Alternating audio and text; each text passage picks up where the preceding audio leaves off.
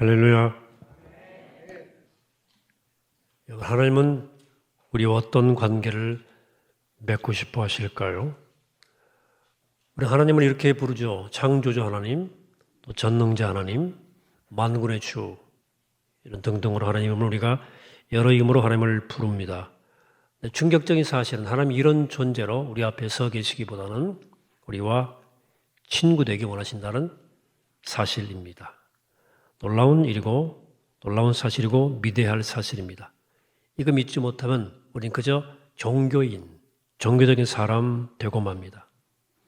하나님이 우리가 친구 되기 원하신다는 이 사실을 진정으로 믿고 받아들이면 우리 영적 생활이 매우 달라질 수 있습니다.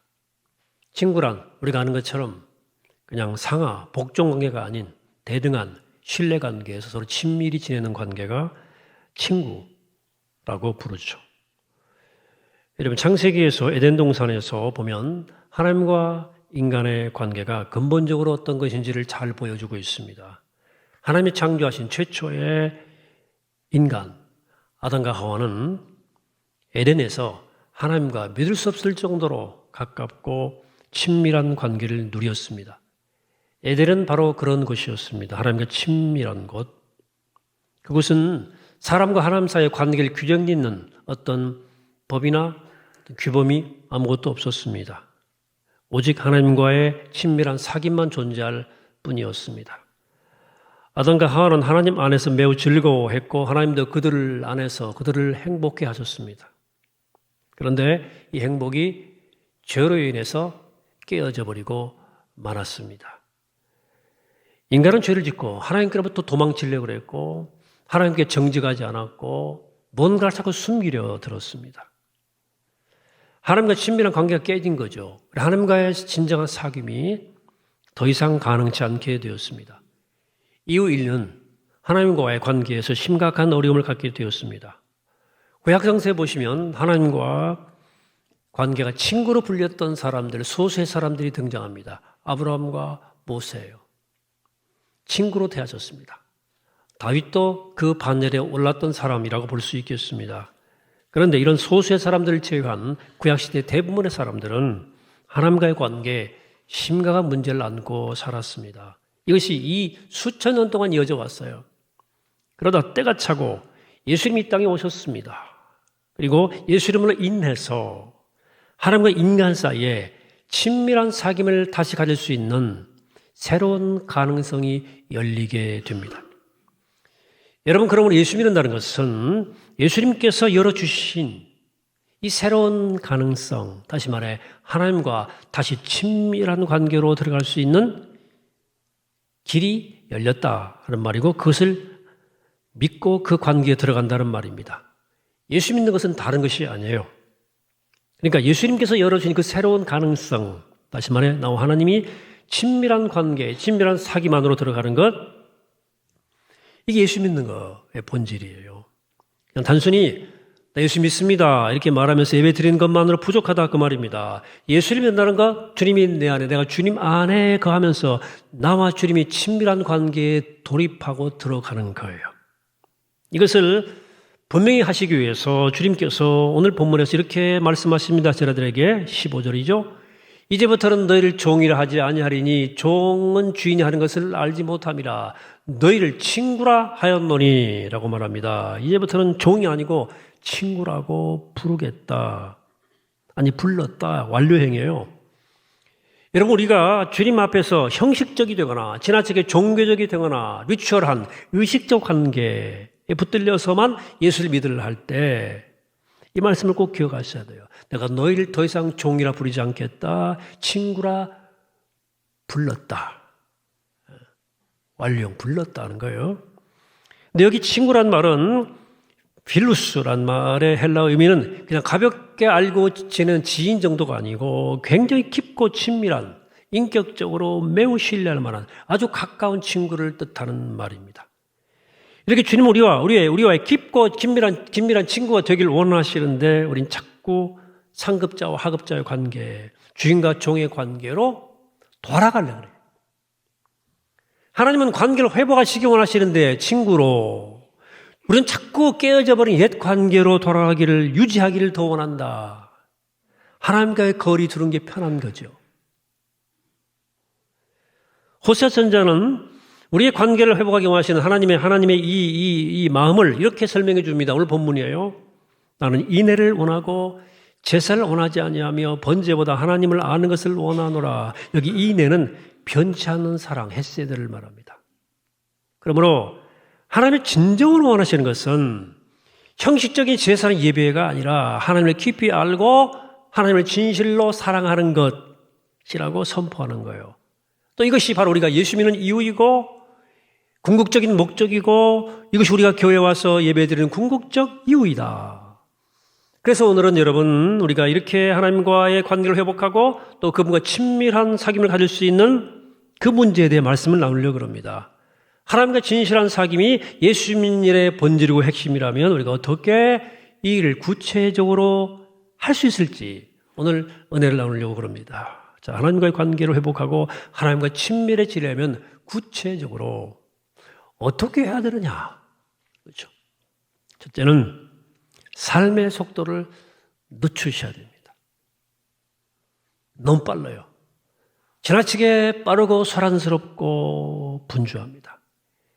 이제 기차의 경우에 KTX가 일반화돼서 서울 부산 간 2시간 반 남주시면 갑니다. 예전에 있던 통일 없어졌죠. 비둘기는 물론 없어졌죠. 오래됐죠. 무궁화 열차가 조금 느린 열차이죠. 횟수도 적습니다. 무궁화호 부산까지 5시간 반 걸립니다. 그러니까 한 2배 이상 걸리죠. 가격은 절반 가격이어서 좀 여유로운 시간인 분들이 선호하는 열차이기도 합니다. 근데 요즘 세대에게 무궁화호 타고 너 어디 가자 이렇게 얘기하면 아주 짜증낼 거예요. 왕짜증. 지루하고 불편하잖아요. 저는 가끔 이 천천히 가는 열차가 그리울 때가 있습니다. 청년 시절에 정량리에서 통일열차 타고 동해안을 가는데 야간 열차예요. 새벽에 동토 올 때 동해안을 지나가는데 너무 바다가 아름답고 바다를 쭉 동해안을 음미하면서 열차가 지나가는 거죠. 속도가 그 정도밖에 안 되니까 요즘은 그냥 지나가가지고 그 바라볼 시간도 없어요.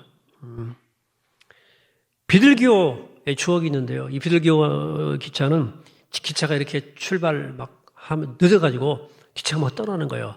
그럼 막 뛰어갑니다. 뛰어가면 탈 수 있어요. 막 뛰어갑니다. 엄청 빨리. 저 콤파스 길잖아요. 탈 수 있어요. 그걸로 애들 통학도 하고 했거든요. 우리 학생 때 아이들. 지금 그런 기차가 있다면 얼마나 낯설겠습니까? 우리 시대는 느림은 정말로 낯선 거예요. 못 견딥니다. 너무나 많은 사람들을 만나고 살고 너무나 바쁜 스케줄에 얽매여 삽니다. 너무나 많은 일을 처리하고 있고 너무나 많은 생각에 치여 살아갑니다. 그러다 보니까 스트레스가 일상입니다. 몸과 마음의 밸런스가 완전히 깨져버렸어요. 생명력이 반감되고 있습니다. 대부분 그렇게 살아갑니다.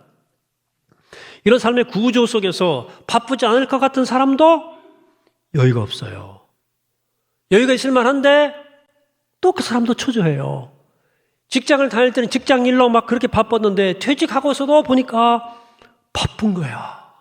그래서 백수가 과로사 한다는 거 아닙니까? 백수가. 한가한 곳에서 조용할 때 지낼 때도 머릿속은 끝없이 무엇인가를 생각하면서 돌아가요. 몸이 안 바쁘다고 몸 바쁜 건 바쁜 게 아니죠. 마음이 끝없이 뭔가에 쫓겨 살고 바빠요. 누가 쫓아오는 것 같아. 삶의 공백이 없습니다.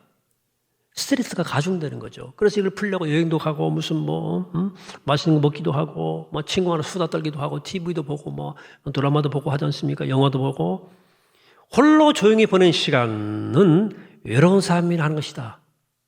이렇게 취급하고 주어진 시간이 혹시라도 공백으로 남지 않도록 계속 무언가로 그 시간을 채워 넣습니다.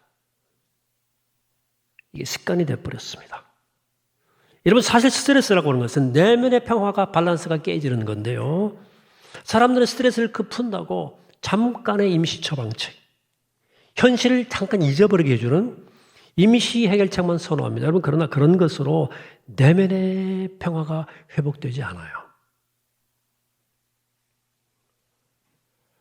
또 현대인들은 이 공백을 못 견뎌하고 이 공백을 뭔가를 채워넣으려고 하는데 이 공백 기간 동안에 가장 우리와 함께 동행하는 분이 계십니다. 주님이 계신데 홀로 있을 때 오늘 현대인들에게 스마트폰이라고 하는 주님이 있습니다.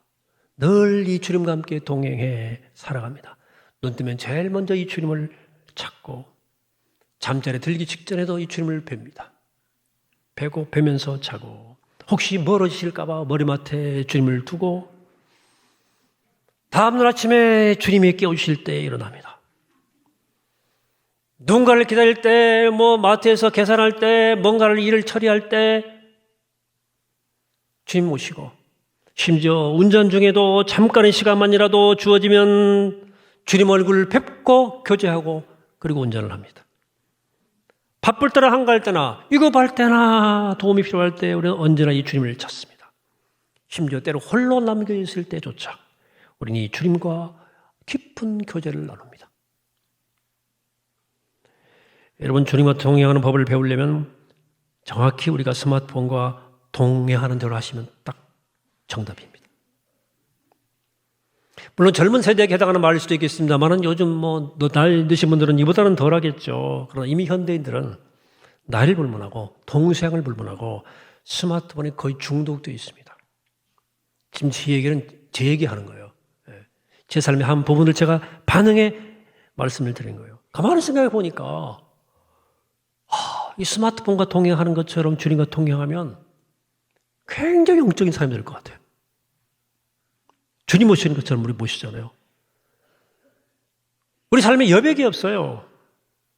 아주 작은 여백이라도 주어지면 습관적으로 뭘로 채워넣는 거예요. 대표적인 게 스마트폰이에요. 무언가로 이렇게 소란하고 분주하고 여백이 없는 삶을 살면 그 내면이 붕괴되게 되어 있습니다. 엄청나게 취약해지는 거예요. 고요하게 홀로 지내면서 온전히 내가 내 자신으로 존재하는 시간이 없기 때문에 자신을 정직하게 성찰할 수 있는 능력이 잃어버렸어요. 영적으로 무뎌졌어요. 그러다 보니까 내 안에 나와 함께 하시는 하나님을 느끼기란 거의 불가능해졌습니다. 거의! 내가 나를 정직하게 그대로 바라볼 수 없는데 어떻게 하나님을 만나겠어요? 그러면 사랑하는 여러분, 하나님과의 관계를 회복하고 싶다면, 사귐을 원하신다면 반드시 여러분 지금 삶의 속도를 늦추셔야 됩니다. 너무 빨라요. 쉼표를 찍어라 그 말이에요. 여백을 만들 필요가 있다 그 말입니다. 여백 속에서 우리 마음이 고요해져야만 우리가 나를 정직하게 바라볼 수 있고 그래야만 하나님께 민감해질 수 있고 우리 마음이 고요해야 잔잔해야 파문이 안 일어야 하나님 말씀이 비추는 거예요. 들리는 거예요. 하나님께 민감해지는 거죠. 이게 무슨 동양적인 삶의 방식이 도딱지한 얘기 아닙니다. 주님께서 복음서에도 끊임없이 하신 수많은 사역과 사역 사이에 우리가 주목하지 못한 이 중요한 일을 거듭 반복하셨는데 홀로 남으신 거예요. 홀로 조용한 시간을 보낸 겁니다. 제 아들 디베레우스 바닷가로 배를 태워 보내시고 홀로 남으셨잖아요. 주님도 이런 시간이 우리에게 필요합니다. 삶의 속도를 늦추기 위해서 꼭 홀로 있는 여백의 시간을 꼭 가지셔야 됩니다. 오늘 주일인데 주일마저 그렇게 바쁘게 살지 마세요. 주일은 좀 멈춰 서시고 또 특별한 약속하지 마세요. 좀 집중하세요. 주의를 좀 지키려고 노력해 보세요. 아무도 알아주지 않고 득도 안 되는 교회 안에 일들이 있거든요.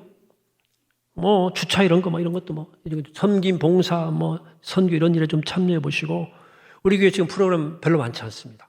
그렇죠? 그래도 뭐라고 하는 사람도 없어요. 주중 사역과 주중 모임이 많지 않아서 이제 주중에 교회 오신 분들은 소수예요. 주일도 그러니까 한 달에 한 번 지금 상반기 한 달에 한 번 정도 오후에 집회하지 않습니까? 근데 그것도 바빠서 못 오셔요.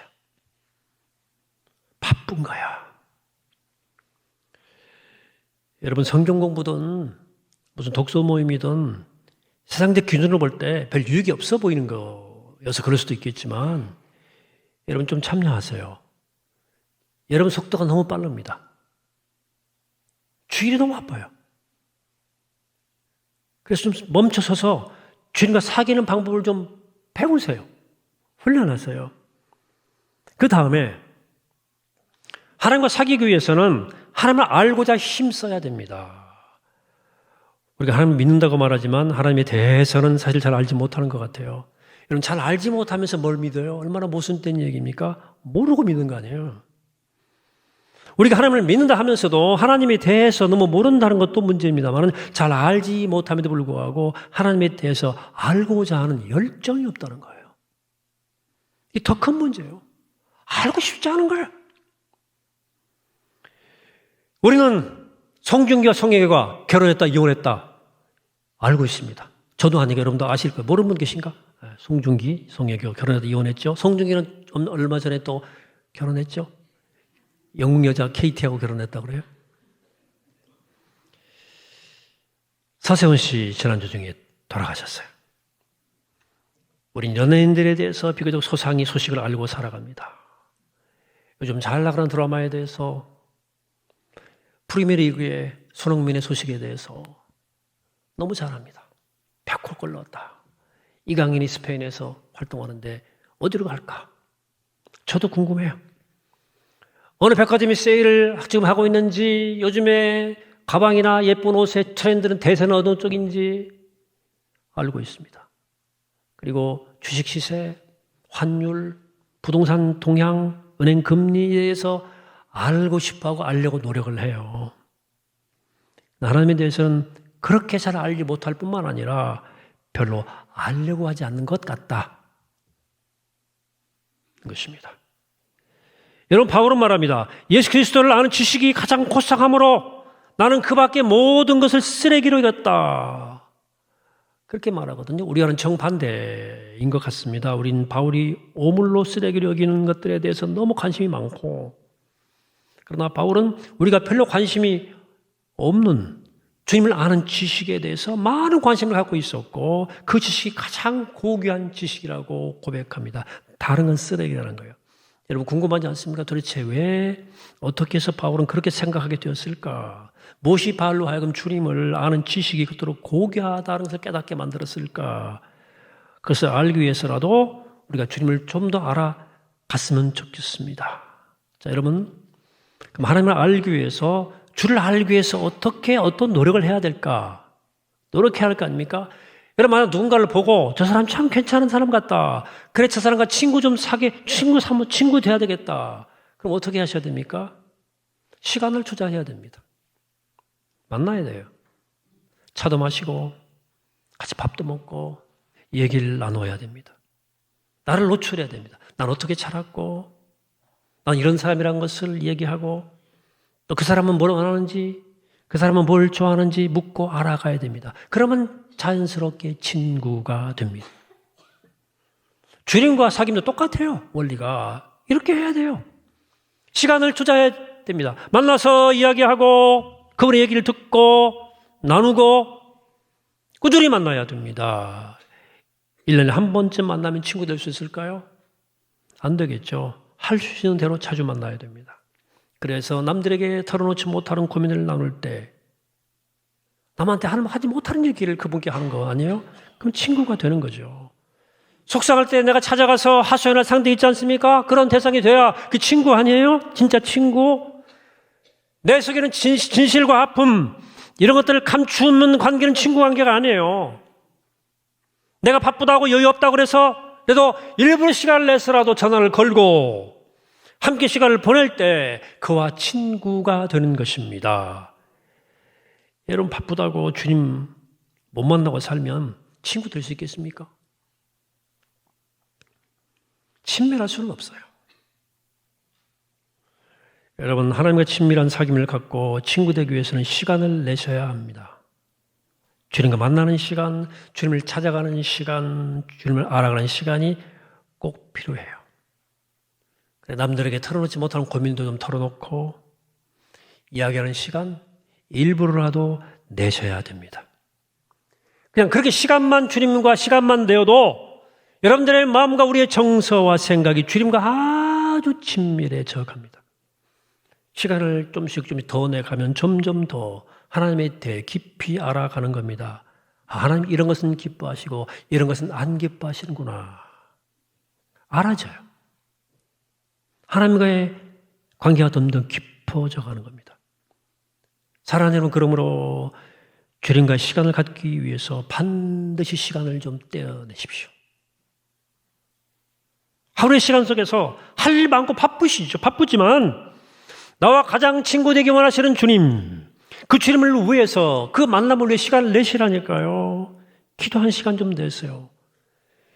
일주일에 한 번 예배하는 시간, 이건 정말 최소한입니다.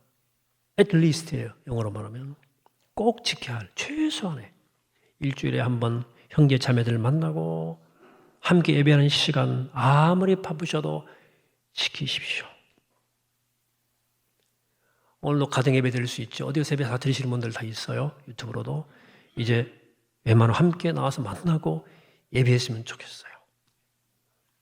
준비하고 오는 거니까 집에서부터. 그 예배 아니겠습니까? 시간 좀 넉넉히 잡으시고 또 말씀 묵상을 하셔야 됩니다. 말씀 속에 거기 주님의 마음이 잘 드러나 있기 때문이에요. 주님에 대해서 그냥 기도만 하거나 그냥 공예배만 드리면 주님을 피상적으로 알 가능성이 또 매우 높습니다. 그러나 주님의 마음인 말씀을 읽고 묵상하기 시작하면 주님을 깊이 알아가기 시작합니다. 묵상하는 시간 꼭 가져야 됩니다. 말씀 묵상을 말하는 거예요. 주님과의 친밀한 사귐을 가질 수 있는 거예요. 자, 한 가지를 더 말씀드리겠습니다. 하나님과 친밀한 사귐을 갖기 위해서는 내 곁에 형제 자매를 사랑해야 됩니다.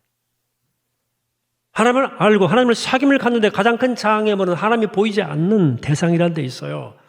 보이는 대상을 알고 사귀는 일도 어려운데 보이지 않고 만질 수 없는 하나님을 대상을 사랑하는 일이 얼마나 어렵겠습니까? 당연히 어렵죠. 쉽지 않습니다. 그런데 이 장애물을 뛰어넘는 실제적 방법이 있습니다. 실제적으로 하나님을 사랑하는 길이 있어요.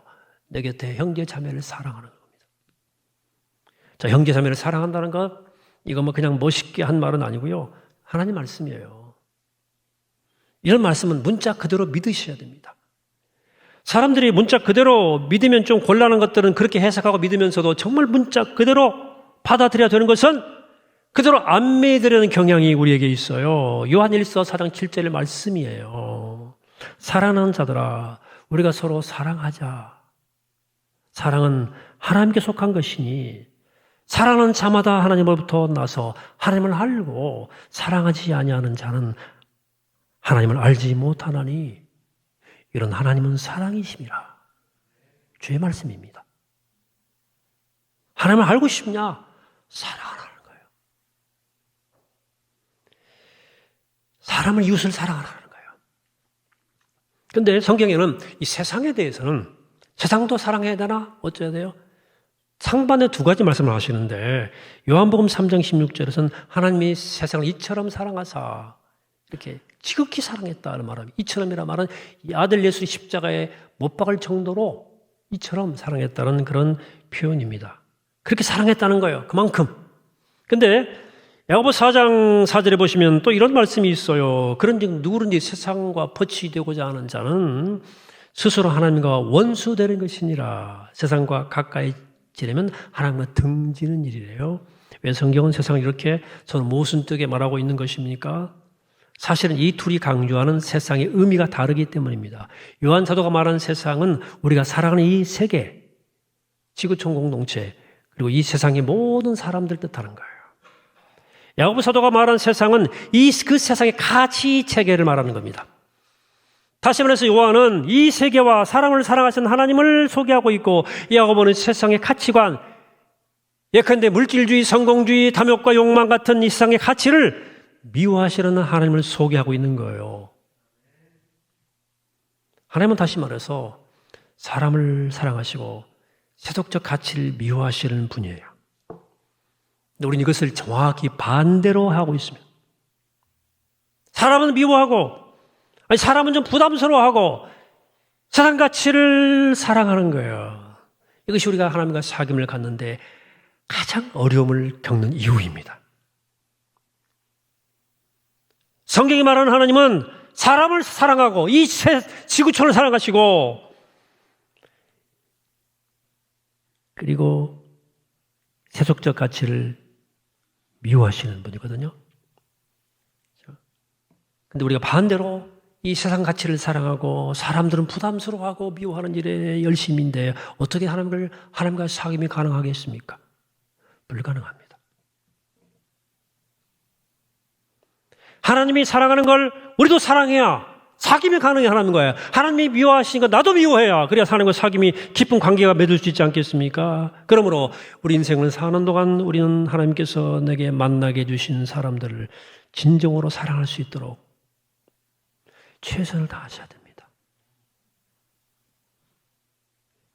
왜? 그것이 하나님을 사랑하는 길이기 때문입니다.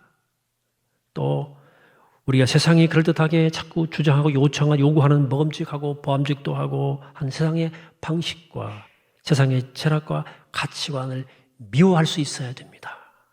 그게 미워해야 돼요. 이게 주님과 실질적 사귐으로 들어가는 실질적인 길입니다. 사람을 사랑하시고 세속적 가치관을 미워하십시오. 하나님을 만나는 길입니다. 오늘 여러분 오늘 말씀을 통해서 어떻게 하나님과의 관계를 회복하고 그분과 친밀한 사귐을 가질지에 대해서 말씀을 나누었습니다. 너무 분주하고 소란한 삶에 여백 없는 삶을 내려놓고 우리 삶의 속도를 좀 늦추십시오. 너무 빨라요. 진심이 정말 빨라요, 여러분들.